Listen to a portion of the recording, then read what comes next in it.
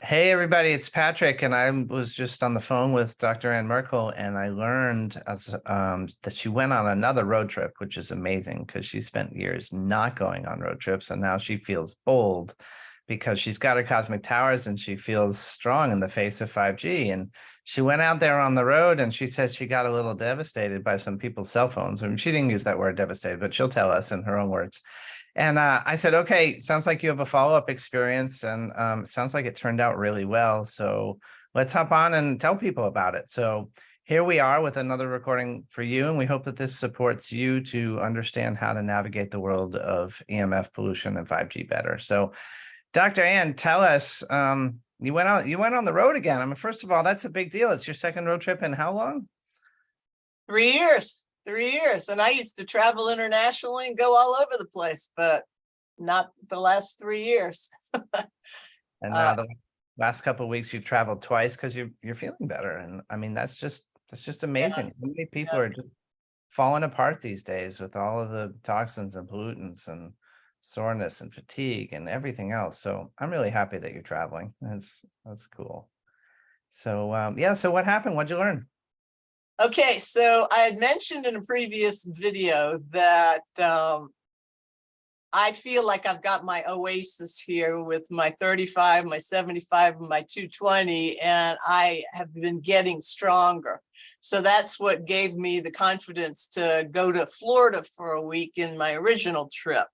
And that worked well because I took my 235s and I took them into the condo that I was visiting, and I put them both in the bedroom, but they do go out 650 feet.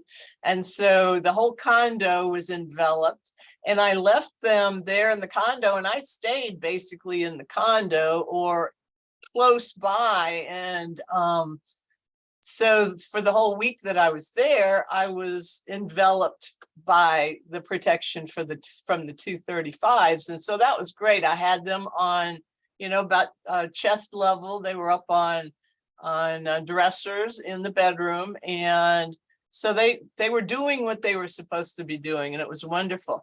So I went for a long weekend to Virginia.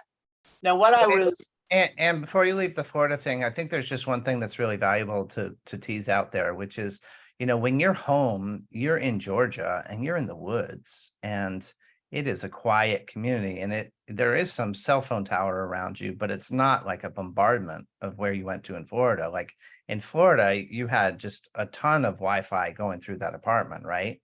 Mm-hmm. So the fact that you could feel stable in an apartment in such an intense Wi-Fi area, that's a breakthrough for you. Right, definitely. Yeah. Now, okay. And I mentioned then that I did walk away from my sister when she was actively on her cell phone in Florida. So I knew that I didn't want to do anything stupid because I didn't want to turn into a puddle. So, I was cool.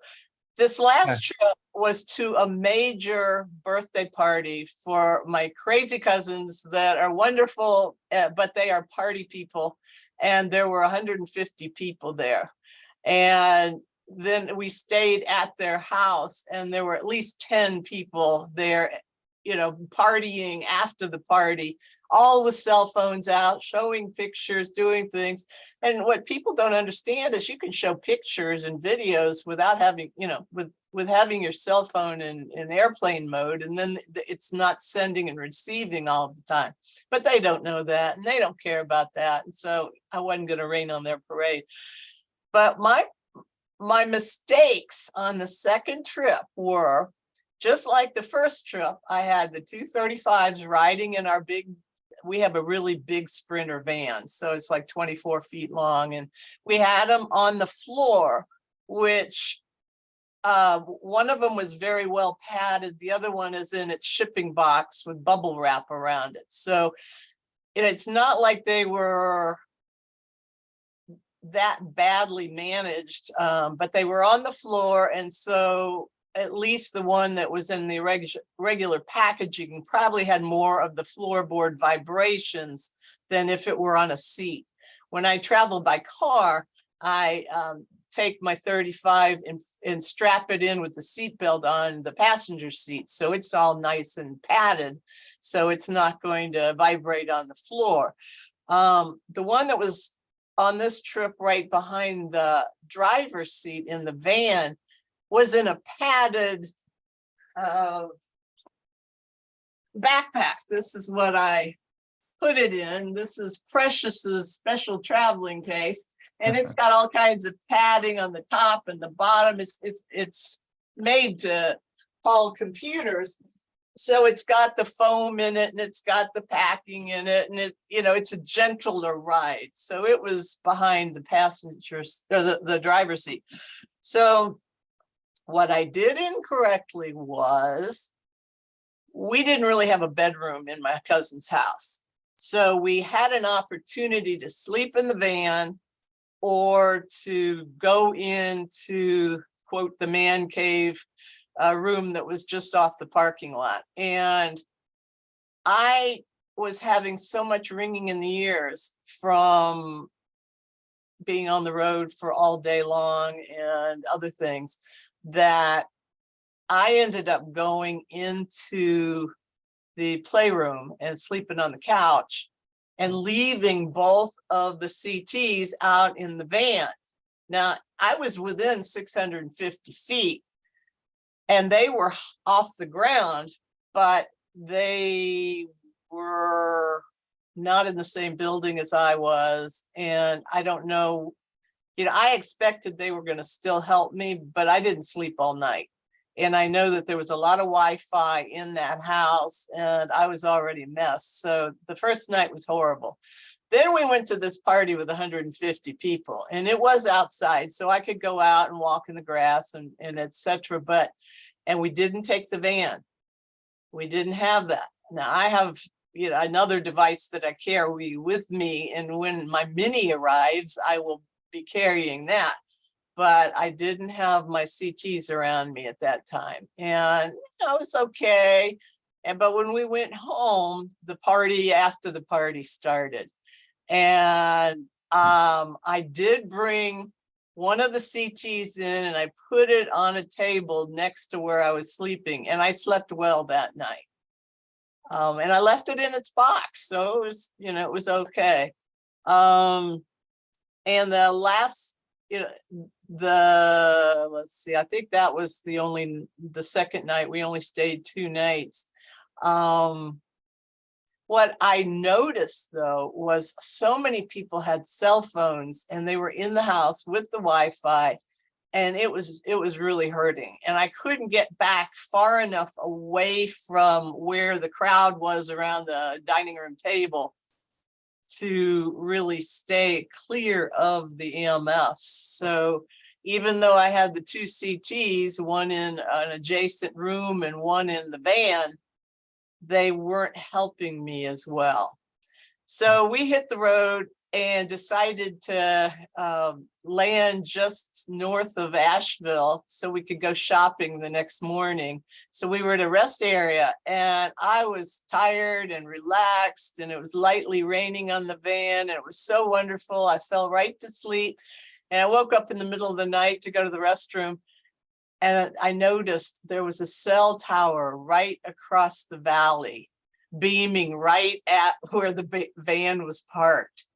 And I thought, oh my gosh. And then, I was getting the ringing in the ears and everything. And I should have lifted one of the CTs and put it right next to the mattress on the big platform that we have in the van. But I didn't. But instead, after rolling around for a couple hours trying to get back to sleep, I spoke to the divas of the CT, or the entities, and I said, okay, let's work together and let's put up a force field to protect the van from that tower. We don't have to be bombarded by it. And so I did that, and then I got back to sleep and slept the rest of the night. So, setting that intention, working with the entities together and saying, okay, even though I know the CTs are not placed exactly where they should be and they're both still wrapped up, let's work together. And I got back to sleep. And the next day I felt great. So That's beautiful. Well, we're thinking about an upcoming series of classes to teach people how to interact with their towers. And Mhm. it sounds like by necessity, you kind of fell into the edge of that communication. And it looks like it still feels like a little uncomfortable to you, like you're not like fluid with it yet. And so that's great. Like we just think of the towers like a person. And I have to tell you, one of the reasons we're creating this class is because I need it. And so I'm really looking forward to having Nico teach that. But yeah, it's great that you just leaned into talking to your towers Well, I and just talk to him every day, and I apologize if I forget to say good morning to him. that's great. That's great. Well, One one other little tiny thing, and I know you're watching the clock for 3 o'clock, but anyway, um, when I got my 220, the name that came to me before it even arrived, when it was still on the ship, was Melchizedek. And I thought, well, that's a cosmic name, but it means a lot of things to a lot of people. And I looked it up in a psychic encyclopedia that I have, and some other sources. And the source that I got that I felt was right on was connecting with all of the different dimensions of energy and being a connector. This Melchizedek was, I guess, a character that could connect with all the different dimensions and the rays and the powers of the different levels. And I thought, well, that's exactly what they said that the 220s do. They've got all the powers, and it's like a big antenna with these entities that represent the different layers of being, different dimensions. I thought, well, this is perfect. yeah, that's great. Well, I'm glad you had these relationships with the different size towers and for bringing up for us that, proximity can help and communication and intention can help.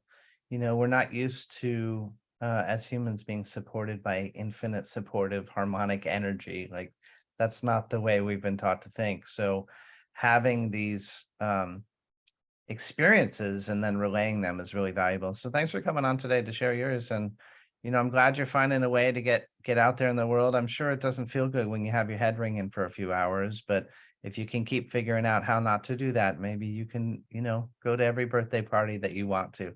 And we love to hear that. Right. Well, thank you, Patrick. Thanks, Anne.